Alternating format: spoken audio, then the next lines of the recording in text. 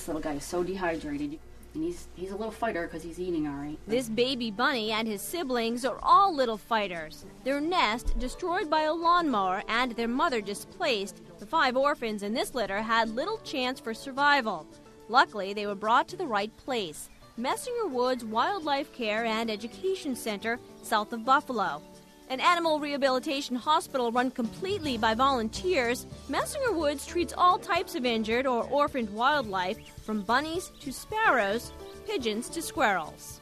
The injuries range from common fractures to more serious problems, but the goal for every animal is always the same: eventual release back to its home in the wild. Among all the different types of injuries we see, this is a typical type of injury.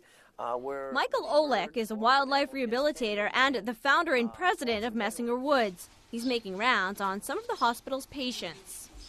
This is a cardinal, a male cardinal. It has a fracture, actually double fracture in its leg, and we believe what had happened was it got tangled in like fishing line or a net or a volleyball net. The majority of problems that we see are not problems that are from nature or out of nature.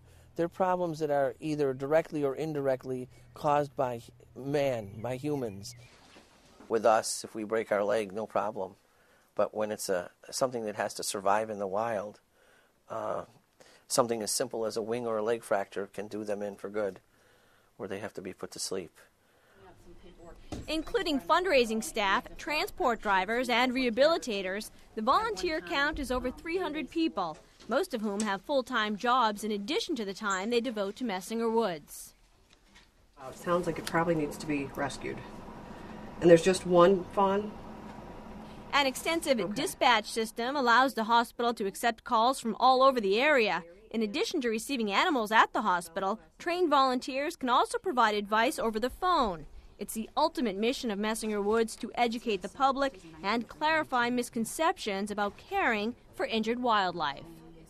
When people bring us animals, sometimes they'll have the animal in a box and they'll put food in there that they assume to be correct, and when actually it's not the right type of diet. Diet is probably the cornerstone to successful wildlife rehabilitation. If they have the proper diet and nutrition, the success rates are increased on our releases. In the kitchen, volunteers stock up on food for what they expect will be a busy rehabilitation season. We try to keep our diet to fruits that the animals can find in the wild. So we're trying to maintain a diet of strawberries, blueberries, grapes that they could find growing in the wild. We tend to stay away from things like bananas, oranges, something that these animals will never find in the wild. We don't want them to get used to that type of a diet in captivity because they won't know what to look for in the wild. From May to October, Messinger Woods can treat up to 1,000 animals and provide phone advice for as many as 2,000 more. The hospital owns the latest in diagnostic equipment and takes advantage of every nook and cranny of space for various stages of rehabilitation.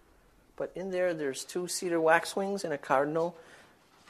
The cardinal is trying to develop the wings after an injury. It's in that stage where it needs the exercise for strength for flying again. Kind of like with humans, the prognosis is let's wait and see. With many of the animals that come in, it's never a sure thing what's going to happen. It depends on how well they mend, how well their therapy goes.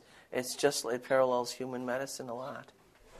So do the ups and downs of treating injured wildlife. Volunteers ride an emotional roller coaster with each animal they treat.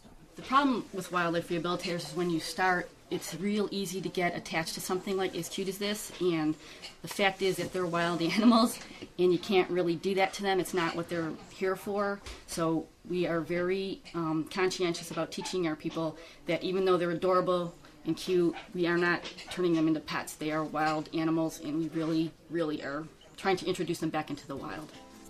I think we all have a responsibility to be stewards of this planet. I mean, just look around. Well, look what we have. If we don't take action and each do a little part in our own little neck of the woods, so to speak, then do we lose it all? It's the best feeling ever. That's the reason we all do this. When you raise something from a baby and you do it the right way and you let it go and they're wild and they take off and they don't say thank you, it's just the best feeling ever.